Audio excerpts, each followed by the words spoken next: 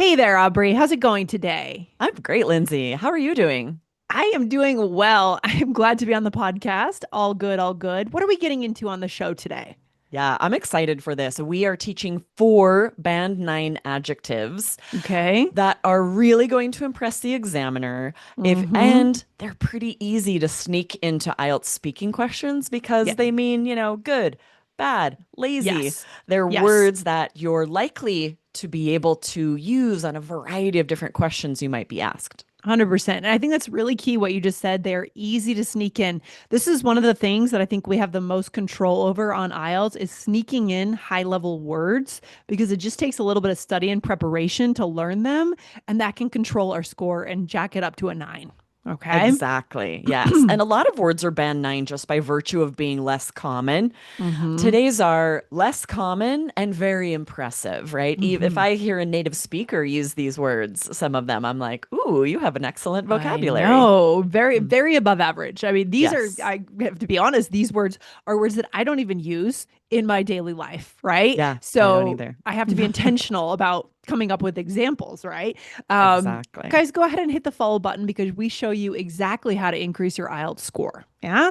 Yes, absolutely. 2 new episodes every week and sometimes bonuses. So be sure to hit follow wherever you Yes. listen to podcasts to make sure you don't miss any of them. All right. So I think our listeners must be very curious as to what these words are. Shall we give them the first one? Yes, the first word is prodigious, which Mm-hmm. means impressive, right? Maybe Mm-hmm. great in size, extent, or degree. So, Mm-hmm. for example, if you are asked to describe a friend on speaking part 2, you could say, Mm-hmm. my best friend has a prodigious talent for learning languages. And it just Mm-hmm. means an impressive talent. They're really good at it. Yeah. So impressive or extensive, right? All Yes. really good ways to describe. Or if you're asked about your study habits or maybe your hobbies, which is pretty common on Yes. the exam, you might say, I've always had a prodigious appetite for learning. I'm a voracious reader. Nice. Yes, another bonus there, voracious, to describe how Yes. much you love reading. So, Mm-hmm. yeah, really excellent vocabulary there. Or Yes. part 3, as you can see, you Mm-hmm. can use this all over the speaking exam. It is a Mm-hmm. little more formal, but those examples we gave you, it's not overly formal. You can use it lots of different ways, but Yeah. definitely amazing for part 3. How might Mm-hmm. you answer, Lindsay, if I asked you, what Mm-hmm. kind of achievements do you think are most admired in society today?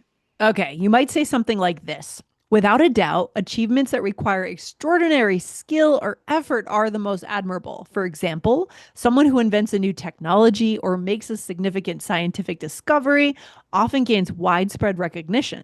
Such accomplishments are truly prodigious because they show not only talent, but also immense dedication and perseverance. Wow, that was a mouthful, but that's a high level answer, Aubrey. Exactly. This is a band 9 part Mm. 3 answer. But as you Yes. can see, a word like prodigious, you would need to Hmm. practice adding it to your answers, right? You can't Yes. just have it in a vocabulary list and then go on test day expecting to be able to use it. Even if you know it means impressive, you need to practice answering some questions using this word. 100%. So, do we have another question you want to ask me, Aubrey, so we can practice a little bit Yes. more? Shall I'm we going do to it? ask you a part 1 question here, Lindsay. And if Mm-hmm. you can use prodigious, right? So, what Yeah. is a talent you have? Yeah. Well, for me, I think my biggest talent is my effort. So, honestly, I make a prodigious effort to be consistent and thorough in all of the work that I do. So, that is my talent is working hard. Nice, perfect answer. Band 9. So you can Yes. see how for that part 1 question, part 2, part 3, this is an amazing band 9 vocabulary word to say instead of impressive, extensive, right? Yes, I love it. Wow. Okay, so we've got three more of these big words here, Aubrey, in today's Yes. episode. So what would be the second one? All right. Number 2 is stupefying, which means Mm-hmm. amazing or shocking. It can Mm-hmm. also mean extremely bad. So Mm. very Okay. versatile. For example, if you're asked to describe a vacation on part 2, you could say, on our trip to Hawaii, we hiked to a waterfall that was absolutely stupefying. And here Wow. it means good, shocking, Yeah. stunning, Yeah. right? We can get that from the context, right? I mean, it's Yes, awe-inspiring. It's exactly. wow. Hmm. But then we could change it if we are asked about job interviews on part one. You might say, several years ago, I performed terribly during a job interview. I was so nervous and I found myself rambling incoherently. It was stupefying how horribly I did. Yeah, so this Yeah. is great as well. And here it means extremely bad, right? It was Mhm. stupefying. So it just Mhm. means the same as shocking, but it can be Yes. shockingly good or shockingly bad. I love how there are words in English that can be bad or good depending on context and how you dress up that word, the words that you put around it, right? Exactly. Yes. And Yeah. they're so useful on IELTS because you can use them either way for positive or Hmm. negative answers. Yes. And then on part three, Aubrey, what if I asked you this? What is a natural disaster that surprised or shocked people in your country? Yeah, I might say the volcanic eruption in Tonga in 2022 was truly stupefying. The force of the explosion and the massive ash cloud it produced were devastating, affecting not only the island, but also air travel and weather patterns thousands of miles away. Not to mention the tsunamis it triggered across the Pacific. Many of us here Mm. in the States have friends and family in Tonga, and so that Hmm. was especially shocking. Yeah. So I like how here you went into a lot of detail. You dropped the word stupefying in the beginning, but then you really described the detail of the explosion and the ash cloud, right? Travel and weather patterns. You said a lot here for this part three answer. Yeah, Okay. part three answers should be about a minute long. So it's definitely Mm-hmm. not enough to be like, it was this volcanic eruption in Mm-hmm. Tonga. Yeah. You need Even to if, share yeah. detail. And even if you were to drop stupefying, it wouldn't be enough, right? You can't just give one sentence.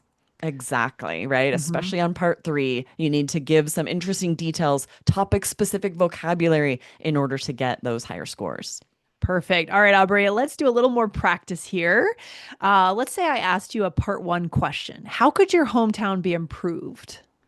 Ooh, my hometown is tiny. It's actually stupefying how little there is to do there. So, a huge improvement would be more activities, a museum maybe that people could visit, add a stoplight. Right now, there's just stop signs, yield signs on the roads in this tiny little rural town. Oh, wow. I love it. And I like how you dress that up by saying it is actually stupefying. By adding Mm. actually, you kind of brought the word to life a little bit.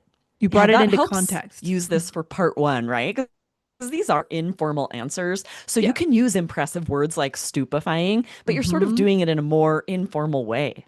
Yes, I love it. Good answer. And wow, I didn't know your hometown didn't have a stoplight. Aubrey, you got to get one there. I Good. know, right? There's like a where my actual high school was about 5 miles away is a little bit bigger, but my actual town where my address was Wow. is like 300 people. It's like a farming community. Wow. Okay, interesting. Yeah. Interesting. All right, great answer. All right, we'll be right back from break in just a couple seconds. All right, Aubrey, we're going for another winning word. We just keep hard hitting here with good words. Indolent. Yes. What does this one Yes. mean? Indolent, it means lazy, right? If you want to Mm, avoid activity or exertion, you could describe yourself as indolent or someone else yes. as indolent. And we all have times that we're feeling indolent, right? Oh, It's yeah. normal. Yes. Sometimes in part one, they might ask you what you do on the weekend. I try not to be indolent on weekends, but sometimes it's hard to get motivated. Yeah, Yeah. sure. Sometimes I love to be indolent on a weekend, lay Mm-hmm. around and Oh, read a me too. book. I know. That's my thing too. I know. It's so true. What about study habits? What if I asked you about study habits? Ooh, I might say, I've been indolent in the past, but I've turned things around lately and have an extremely good work ethic now. Nice. And then we could see it in part three. Do you want to ask me the question and I'll give an answer Yeah. here? How might you answer if you were asked, do you think most people do their part to help the environment? Well, I think it varies a lot, but many people are somewhat indolent when it comes to environmental issues. For instance, a lot of individuals don't bother to recycle and still use disposable plastic water bottles. Small habits like using a reusable water bottle can really make a difference. Yeah. Yes, you can see how useful this is, right? If Yeah. you find yourself about to say lazy anywhere on the Mm-hmm. speaking exam, then you can just quickly Mm. replace it with indolent. Or another trick you can do is even if you say lazy, you could say something like, some people are lazy, they can even be downright indolent when it comes to Yes. environment, right? Because we sometimes will stack words like that and say both. Right. And even if you think of it after, you could add it, as you said. Yes, You hear absolutely. yourself saying lazy, oh, and they can be downright indolent. I love that idea. Do you think that when it comes to high level, like this high level band nine vocab, it's good to get it in early? Because I see a lot of our sample answers, we're saying it early in our answer. Do you think there's an advantage to that? Yes. I love that you pointed this out, Lindsay, Mm-hmm. because if you have these impressive words that you're planning on using later, there is Mm-hmm. a chance that you'll get a little bit thrown off sharing all of the details for your answer. So if you can use it right away in the beginning, more power to you. And then you can Yes. think about all of the other details you want to share. Love it. Good to know. Good to know. Should we do a little bit more practice here? Yeah, Lindsay, how might you use indolent if I ask you the part one question? Do you like to sleep in? Yeah, I like to sleep in, but honestly, what I'd rather do is usually when I on the weekends, I don't stay in bed too late. I mean, for me, sleeping in is 8 a.m., but I like an indolent morning, drinking coffee around the house, reading a book, lying on the couch, or reading the news on my phone. That's what I want to do. That's my version of sleeping in. Same. Yes, Yeah. great answer. Yeah. I Mm-hmm. agree. Ooh, such a Yes. useful word. Okay, let's Yeah. dive in with number four here, Yes. What's number which four? is abysmal. And this Mm. is so useful. It just means extremely bad.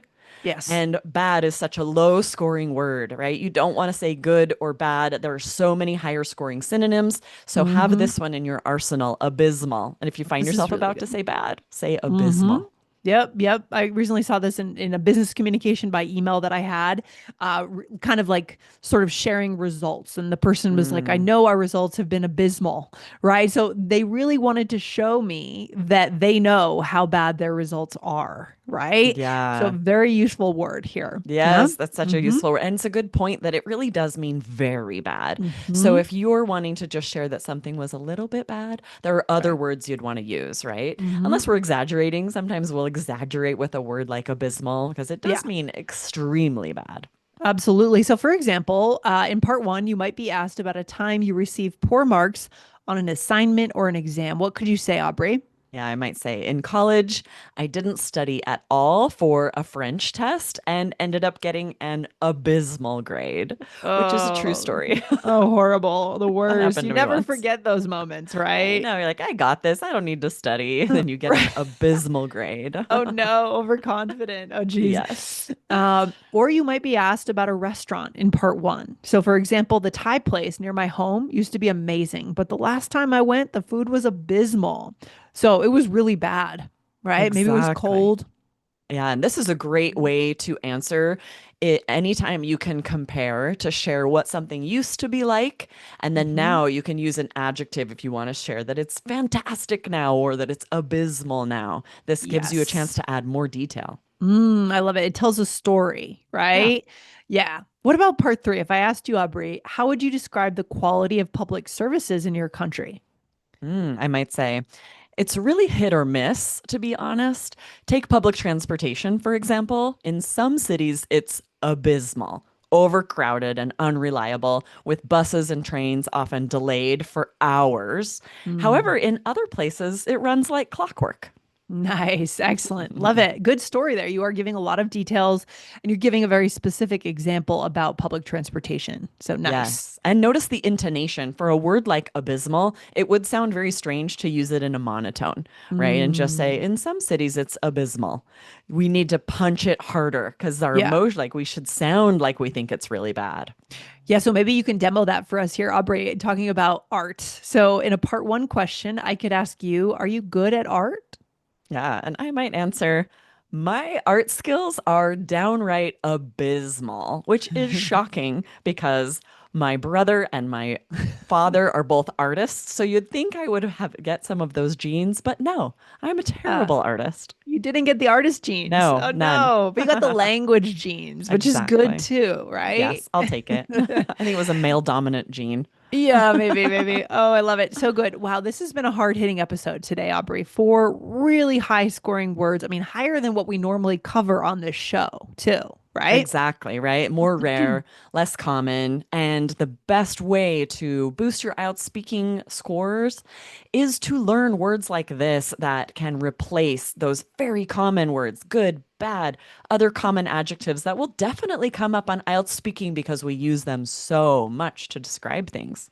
Love it. And if you love the secrets that you get on IELTS Energy, guys, hit the follow button right here to make sure you don't miss a single episode. We publish twice a week, and we are here for you to make sure you get past IELTS and move on to your dream life, right, Aubrey? That's what it's all about. Exactly. Yes, hit follow, and we will see you guys next time. All Thanks, right. Sounds Lindsay. good. Take care. Bye. Bye.